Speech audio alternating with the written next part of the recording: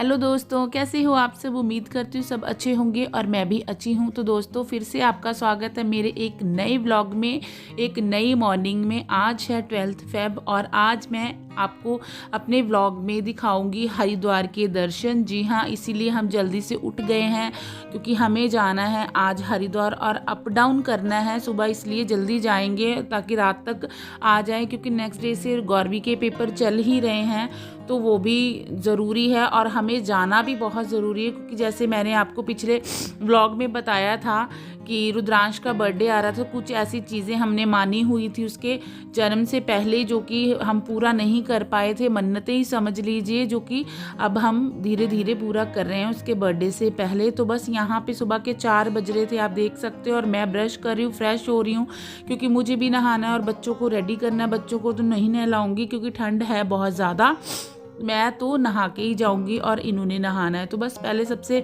मैंने यहाँ पे ब्रश वगैरह कर लिया है और अभी बच्चों को भी उठाना है, खुद भी रेडी होना है। तो आप बने रहिएगा व्लॉग में, जो होगा मैं आपको आपके साथ शेयर करूँगी। तो देखिए दोस्तों, मैं यहाँ पे नहा के आ चुकी हूँ और रेडी हो गई हूँ। रुद्रांश को रेडी कर दिया। मैं सुबह का पूरा डिटेल से व्लॉग नहीं शूट कर पा रही थी क्योंकि जल्दी है जाने में, क्योंकि लेट हो जाएंगे तो आना पॉसिबल नहीं होगा, दूर है काफ़ी, 5-6 घंटे का रास्ता है जाने में। तो बच्चों को एक तो उठाने में बहुत ज़्यादा मुश्किल होती है सुबह सुबह, क्योंकि उनकी हैबिट होती नहीं है। तो देख सकते हो आप, रुद्रांश रो रहा था सोने के लिए और मैं यहाँ पर चाय पी रही हूँ। चाय मैंने बना ली थी और इनको भी दे दी थी और मैं भी पी रही हूँ और हम अब निकल रहे हैं। और कोशिश करूँगी आपको अच्छे से मैं गंगा जी के दर्शन करवा सकूँ, बने रहिएगा व्लॉग में।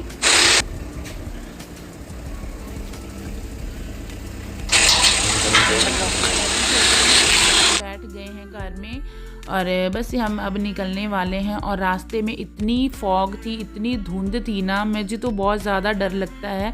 यहाँ हम 15-20 मिनट हो चुके थे निकले हुए हमें, और यहाँ पे डीजल भरवा रहे थे पेट्रोल पंप से हम।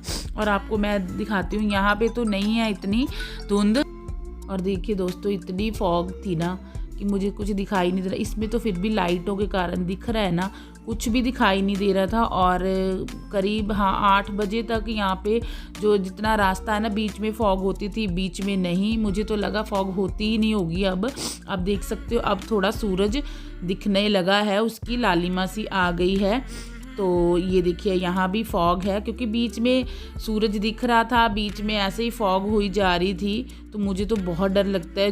जो इंसान का ट्रैवलर का ही काम है, उनकी तो मतलब बड़ी हिम्मत होती होगी जाने का, परिवार वालों को भी भेजने का और उनका भी जाने का, क्योंकि बड़ा मुश्किल है। और यहाँ पे देखिए, ये मेरी वीडियो सोते हुए कि मुझे नींद आ रही थी, क्योंकि मैं तो रात भर सोई नहीं। कहीं आना जाना होता है ना तो नींद वैसे ही उड़ जाती है। रात को लेट तक तो हमने थोड़ी सी पैकिंग की, क्योंकि बच्चे हैं तो कुछ ऐसी चीज़ें चाहिए होती खाने पीने की, कुछ छोटे मोटे कपड़े रखने पड़ते हैं, छोटा बच्चा है तो उसके कारण से तो मैं वैसे ही नहीं सोई। अब देखिए सूरज भगवान जी निकल आए हैं और हमने नाश्ता नहीं किया था, तो अभी 9 बज रहे थे शायद। तो हम यहाँ पे रुके थे नाश्ता वगैरह करने के लिए। नाश्ता हमने कर लिया। अब गौरवी ऐसे बैठी, मैं फ़्रेश हो रही थी वॉशरूम वगैरह के लिए, क्योंकि फिर रास्ते में बार बार पॉसिबल नहीं होता, फिर लेट हो जाता है जाने में। तो बस यहाँ पे हमने नाश्ता वगैरह कर लिया है और मैं गौरवी को कह रही हूँ आजा जल्दी चलें, नहीं तो हम लेट हो जाएंगे। और धूप बहुत अच्छी निकल आई है। सुबह सुबह तो काफ़ी ठंड लग रही थी। रास्ते में मैं बेडशीट वगैरह लेके आई थी ओढ़ने के लिए बच्चों के लिए, क्योंकि वो तो सो ही गए थे, सुबह 4 बजे के निकले हुए थे। तो अब धूप काफ़ी निकल आई थी तो गर्मी लगने लगी थी। और वैसे मुझे सफ़र करना पसंद है, बट ना आज मेरी थोड़ी सी तबीयत ख़राब हो गई थी, आगे मैं बताऊंगी आपको। इतनी दूर आने के बाद भी ना मैं दर्शन ही नहीं कर पाई, मेरा मूड बहुत ज़्यादा ख़राब हो गया था। और हरिद्वार के आने के बाद से मुझे फीवर, कोल्ड वगैरह, जैसे कि आप अभी भी आवाज़ देख रहे हो। और ना गाइस, जाने में इतनी प्रॉब्लम हुई ना, इतना रास्ता ब्लॉक किया हुआ था। वो जैसे किसान का फिर से चल पड़ा है ना वो हड़तालें वगैरह, तो रास्ता बहुत ज़्यादा मतलब रोक रखा था हमें, बहुत ही बीच बीच रास्ते में से जाना पड़ रहा था। इससे भी काफ़ी हमारा लंबा सफ़र और बढ़ गया था। तो आप देख सकते हो हम उत्तराखंड में एंट्री कर चुके हैं। तो ये पहाड़ी जो पहाड़ है शुरू हो गया है, मतलब देख के बहुत ही अच्छा लग रहा था नेचर। ये देखिए गंगा मैया आप भी दर्शन कर लीजिए। ये जो आप देख रहे हो शिव शंकर जी की मूर्ति, जो ये 108 फीट लंबी ऊंची बनाई गई है।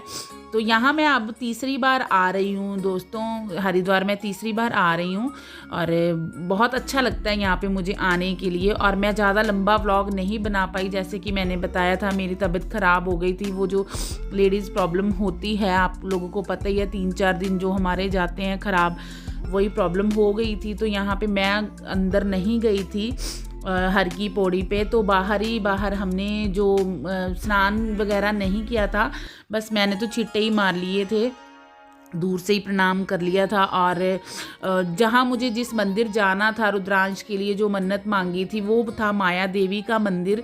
क्योंकि मैं लास्ट जब ना रुद्रांश होने वाला, मुझे पता भी नहीं था ये होने वाला है, तब हम आए थे हरिद्वार। और मैंने ना स्नान करते हुए ऐसे मन में बोल दिया था कि जब जैसे होगा रुद्रांश तो मैं यहाँ पे उसका मुंडन करवाऊंगी। तो लास्ट ईयर मैं मुंडन करवा गई थी, पर मैंने एक मंदिर जो कि माया देवी माता जी का मंदिर था, वहाँ भी जाने का मैंने बोला हुआ था। वहाँ ना बड़े से लड्डू गोपाल झूले में बिठाए हुए थे, वहाँ भी मैंने बोला था कि मैं माथा टिकवाने आऊँगी। तो मुंडन करवा लिया था लास्ट ईयर, बट ना वहाँ पे नहीं जा पाई थी। तो ना फिर मेरे मन में ऐसे वहम सा था कि कोई मन्नत ऐसे अधूरी रह जाए ना, तो डर सा लगा रहता है कि बच्चों पे कोई भार ना हो। तो बस आज वो मंदिर हमें याद ही नहीं आ रहा था, माया देवी माता जी का मंदिर है वो। हमने इतनी मुश्किल से ढूंढा है ना वो मंदिर, क्योंकि बाकी मंदिर ना एक लाइन में ही है, भारत माता मंदिर के साथ ही सारे मंदिर बने हुए हैं, बट वो था रेलवे स्टेशन के पास, जो था सेपरेट। हम ना जब फर्स्ट टाइम आए थे तो इनके फ्रेंड के साथ आए थे, तो उन्होंने ही हमें हरिद्वार के सारे मंदिर घुमाए थे, तो हमें नाम नहीं पता था। और फ़ोन उनको किया, उनको भी नाम नहीं पता। तो इतनी मुश्किल से हमने ढूंढा है, पर ये थी कि हमारी जो मन्नत थी वो पूरी होगी। मैंने अपने बेटे को वहाँ दर्शन करवा लिया। तो यहाँ पे बस हम छींटे मार रहे हैं अपने की, जैसे कि मैंने बताया नहाना तो था नहीं, बच्चों को भी नहीं नहलाना था ठंड के मारे, और मैं अंदर हर की पौड़ी गई नहीं। मेरे ये चले गए थे, आपको ये दर्शन करवाएंगे आगे। इतना आनंद आता है ना हरिद्वार आके दोस्तों, जो आए होंगे उनको तो पता ही होगा कितना मतलब सुकून मिलता है। धार्मिक जगह पे जाने से वैसे ही ना इतना मन को शांति मिलती है ना कि क्या ही बोलूँ। तो बस वही वाला हाल होता है। यहाँ पे ठंड है, पर फिर भी आप देखना आगे इतनी भीड़ है ना कि मतलब यहाँ कोई ऐसा नहीं है कि ठंड है गर्मी है कि लोगों की भीड़ कम होगी, ऐसा कुछ नहीं है। कि इतनी आस्था है और धार्मिक कामों से जुड़े रहना ही जो हमारी संस्कृति है, वो हमारा जो धर्म है वो कहलाता है। देखिए आप हर की पौड़ी ये अंदर आके आपको दर्शन करवा रहे हैं। इतना मज़ा आता है ना दोस्तों, नहाने में, स्नान करने में और दर्शन करने में बहुत ही आनंद आता है। और भीड़ इतनी रहती है कि कभी कमी नहीं होती है भीड़। तो आज का ये मेरा व्लॉग था हरिद्वार आने का। जैसे कि मैंने बताया था, ये देखिए गंगा मैया बह रही हैं, दर्शन कर लीजिए। और यहाँ की शाम की जो आरती होती है ना, उसमें तो और भी इतना सुकून मिलता है ना, वो मैं आपके साथ शेयर नहीं कर पाई हूँ।